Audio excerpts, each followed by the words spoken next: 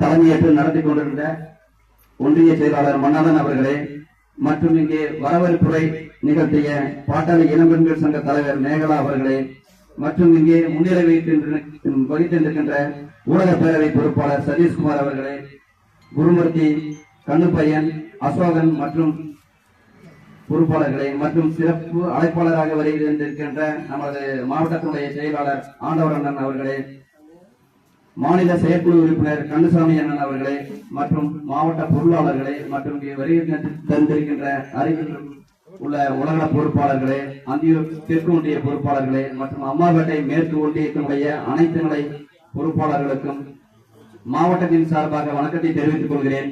இந்த கூட்டமானது எதற்காக கூட்டப்பட்டது என்ற நிலை நமது ஒன்றிய செயலாளர் அவருடைய கருத்து கூறினார்கள். அதாவது கிளைகள் ஒவ்வொரு ஊரிலும் குறைந்த அளவு ஒரு 25 நபர்களுக்கு குறைவில்லாமல் கிளைகள் அமைக்க வேண்டும்.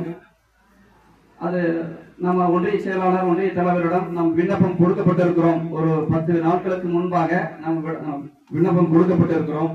அதே போல வருகின்ற நாட்கள், அதாவது தமிழின போராளி மருத்துவர் ஐயா அவர்களுடைய கருத்து என்னவென்றால், ஜாதி வாரியாக மக்கள் தொகை கணக்கெடுப்பு நடத்த வேண்டும்.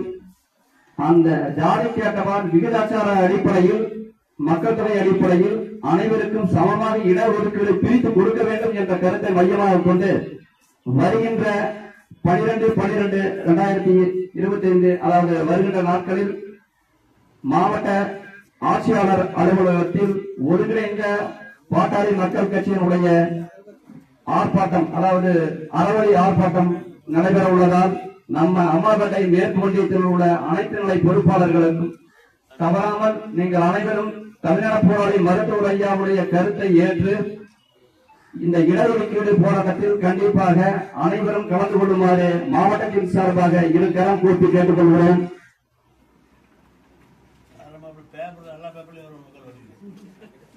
அதே போல இங்கே இந்த சிறப்பு வாய்ந்த கூட்டத்திற்கு இடஒதுக்கீடு இடம் கொடுத்த நமது பழனிசாமி அண்ணன் அவர்களுக்கு நன்றியும், நமக்கு காவலாக அதாவது உதவிகரமாக இருக்கின்ற காவல்துறை ஆய்வாளர்களுக்கும் காவல்துறை அதிகாரிகளுக்கும் மற்றும் இங்கே வருகை தந்திருக்கின்ற பத்திரிகை நண்பர்களுக்கும் மற்றும் அனைவருக்கும் மாவட்டத்தின் சார்பாக நன்றியை தெரிவித்துக் கொள்கிறோம். நன்றி, வணக்கம்.